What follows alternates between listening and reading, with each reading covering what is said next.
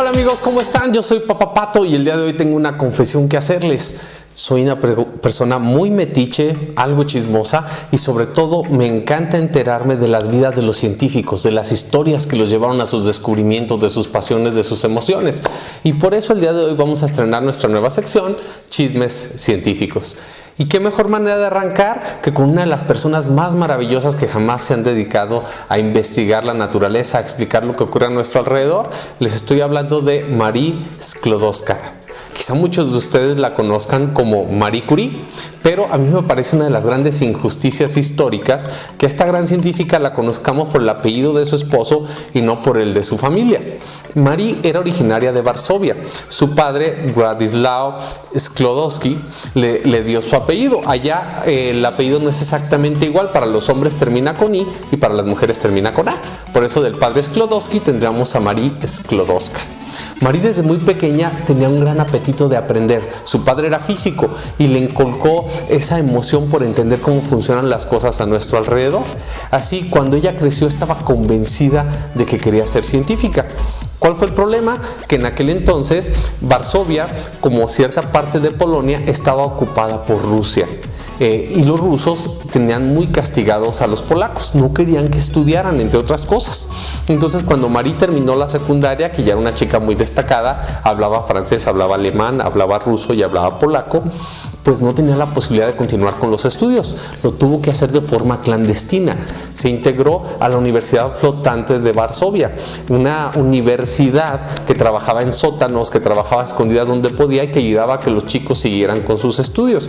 Cuando ella termina ahí lo que sería como la prepa, continúa tratando de apoyar a otras jóvenes que querían seguir aprendiendo, pero esto no era suficiente. Ella quería realmente una formación científica y la única forma de conseguirla era yendo a París, a la Sorbona, pero su familia no tenía los recursos para mandarla a estudiar y de hecho su hermana mayor, Bronia, quería estudiar medicina, pero pues tampoco había los recursos. Marie, muy generosa, le dice: ¿sabes qué? Yo puedo entrar a trabajar como maestra en alguna familia acomodada. Con lo que me paguen, yo voy a cubrir tus estudios de medicina.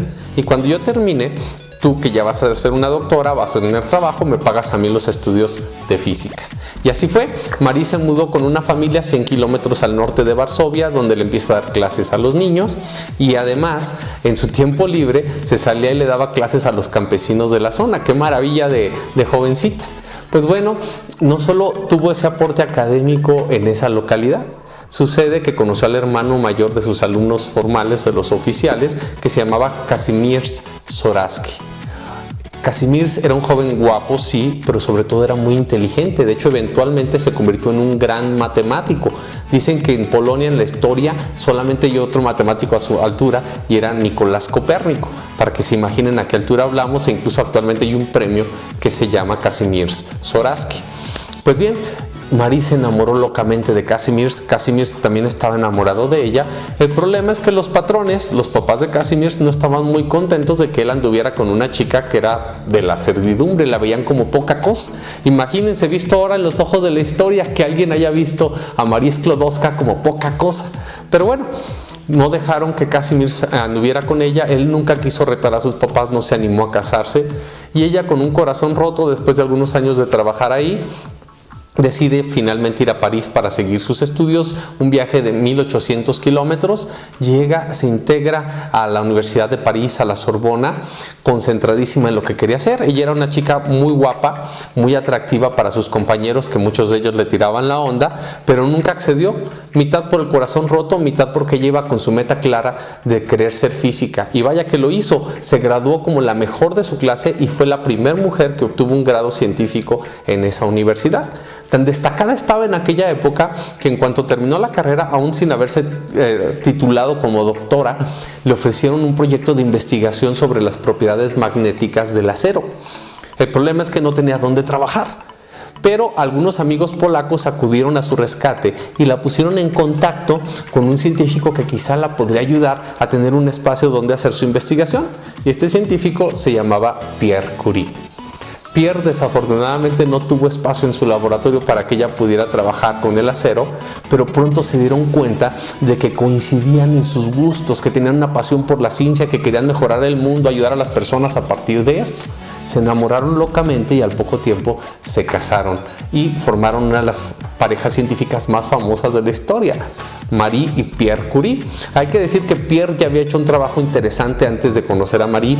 Había construido un detector de corrientes eléctricas muy pequeñas gracias a algunos principios de cristales, pero en realidad todos lo conocemos a él porque era el esposo y fue colaborador también de una científica extraordinaria. Lo curioso es que el apellido que se usa siempre es el apellido de él y no el apellido original de Sklodowska que traía ella desde Polonia. Pues total, empieza a trabajar como investigadora. También a la par tuvieron a su primera hija Irene, después tuvieron a su hija Eva, y cuando estaban metiéndose más y más al mundo de la física, se entera que hay un nuevo avance que tenía que ver con unos materiales que parecían desafiar la conservación de la energía. ¿Por qué? Porque no estaban recibiendo un aporte energético en ningún lado, pero estaban emitiendo rayos, partículas con mucha energía, y nadie entendía qué es lo que estaba ocurriendo. Era el fenómeno de la radiactividad, que principalmente se conocía a través del uranio, pero que ellos se metieron a investigar, primero Marie sola, pero luego Pierre se dio cuenta que era tan prometedor lo que estaba haciendo Marie que dejó todo su trabajo de lado para ayudarle a ella en su investigación. Entonces descubren un nuevo material que era mucho más radioactivo que el uranio, y en honor al país de ella lo bautizan como polonio. Siguen investigando y se dan cuenta que hay un material que es todavía más activo, que libera más rayos, más partículas y demás, y como eran muchos los rayos, lo bautizan como radio.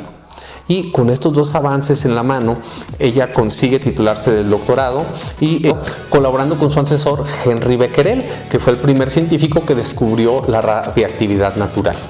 No solo eso, en 1903 Becquerel, Marie y Pierre reciben el Premio Nobel de Física por sus estudios sobre radiactividad.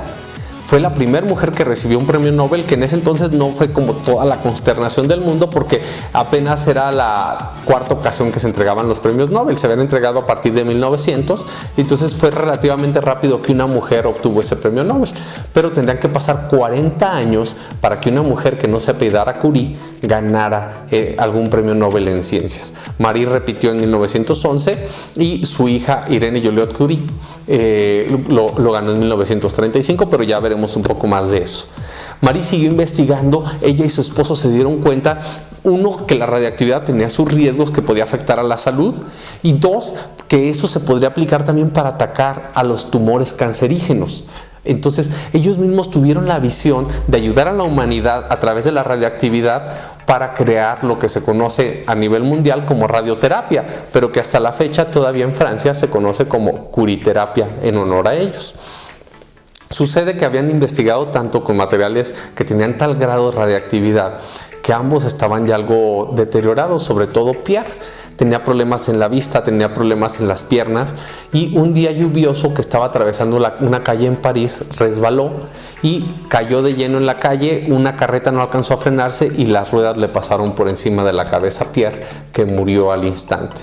Marie quedó devastada. En 1906 ya estaba viuda con sus dos hijas, pero nunca cesó en sus esfuerzos de investigación ni nunca descuidó a sus pequeñas. Estaba determinada a salir adelante. Le guardaba un fuerte duelo a Pierre, estaba muy dolida y varios años no quería saber de nada más que de la ciencia y de sus hijas. Pero 4 años más tarde conoció a un científico que se llamaba Paul Langevin. Era un hombre de buen porte, agraciado y sobre todo muy inteligente. Y aquí quiero destacar que los 3 grandes amores en la vida de Curie, que fueron Zoroastri en Polonia, Pierre Curie en Francia y más adelante Paul Langevin, todos eran hombres extremadamente inteligentes y apasionados por la ciencia. No podía ser de otra manera con una mujer tan grandiosa como Marie Sklodowska. Entonces se vuelve totalmente feliz después de varios años de dolor. Cambió la ropa de luto, la ropa negra, la ropa gris, por ropa mucho más alegre. Se le veía sonreír. Estaba verdaderamente feliz con Paul Langevin. ¿Cuál fue el problema? Paul Langevin estaba casado. Y la esposa de Paul Langevin, Jeanne, fue con los medios de la época, con los periódicos, a darles el chisme de que su esposo le estaba poniendo el cuerno con Marie Curie, y esto causó un revuelo pero gigantesco, casi como, no sé, los chismes cuando Brad Pitt dejó a Jennifer Aniston por andar con Angelina Jolie. De ese tamaño fue el chisme. El problema es que aquí nadie criticó a Paul Langevin, todos se le fueron encima a Marie Curie. Qué terrible calamidad. De hecho, esto la afectó anímicamente mucho. Ni siquiera el hecho de que ganó el premio Nobel de Química, en 1911 por sus descubrimientos de nuevos elementos, la alivianó del todo. Ella seguía muy afectada. Paul Langevin terminó por divorciarse porque su relación ya estaba de por sí mal con Jan, y a Marie la alivió que en los papeles oficiales del divorcio no apareció su nombre. Pero ya una vez que él estuvo libre, es curioso que Marie ya no quería que eso sino salir de la ratonera, y nunca se volvió a interesar en una relación personal ni con él ni con nadie más. Ella ya se dedicó en cuerpo y alma a su ciencia, a la familia, porque fue una experiencia muy dura, como toda la sociedad francesa se le fue encima. Incluso hubo quienes decían que la tenían que haber corrido de la Universidad de París y que la deberían regresar a Polonia, porque era una revista que se aprovechó del trabajo de Pierre y demás. O sea, fue algo muy muy intenso para ella, desafortunadamente. Siguió trabajando por muchos años y avanzó a grado tal y se compenetró a grado tal en el laboratorio que su misma hija Irene se metió también a hacer investigación, y también estuvo tan entregada al trabajo que se terminó por casar con el asistente científico de su mamá, Frédéric Joliot. Joliot estaba tan comprometido con lo que hacían y admiraba tanto a Marie y a la misma Irene, que él mismo tomó el apellido de su familia política. Él siempre se presentaba como Frédéric Joliot-Curie, y Irene también tomó el doble apellido, era Irene Joliot-Curie. Todo el mundo los conocía de esta manera. Ellos también hicieron un trabajo muy valioso, lograron crear nuevos elementos radioactivos, por eso les dieron el premio Nobel de Química en 1935. Desafortunadamente, Marie no llegó a ver ese éxito de su hija y de su yerno, porque ella falleció un año antes por la leucemia que le ocasionó la exposición tan prolongada a la radiación. Aquí terminó la vida de Curie con aportes maravillosos para la física, para la química, incluso para la medicina. Hay que decir cómo ha ayudado a muchísimos, yo creo que millones de personas, la radioterapia para atacar a los tumores del cáncer. En su momento, en la Primera Guerra Mundial, ella usó carritos móviles con rayos X para ayudar a los soldados heridos. Entonces dejó ese gran legado científico y aplicado para las siguientes generaciones. Pero hay que decir que a veces hay pasiones que no se extinguen del todo con las personas que la viven. Hace yo un tiempo me enteré que una nieta de Marie Curie, hija de Irene y de Frédéric Joliot, Elena, se casó con un nieto de Paul Langevin, que se llama Michel Langevin. Entonces, fíjense qué peculiaridad, que después de la pasión que vivieron los abuelos, eventualmente Elena y Michel se terminaron casando, pero ahí no termina la cosa. Tanto una como el otro son físicos nucleares. Entonces tenían la herencia científica también. Tuvieron un hijo que se llama Yves y es astrofísico. Entonces yo pienso que nadie en el mundo se puede preciar de tener una ascendencia científica tan grandiosa como este muchacho Yves Langevin Joliot-Curie.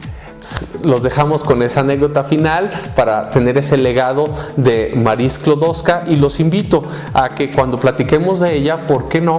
Sí recordar que también es Curie, pero pues darle crédito al nombre de su familia, no quedarnos nada más con el apellido que fue de su esposo. Entonces los invito a darle más conocimiento, a darle promoción a Marie Sklodowska-Curie.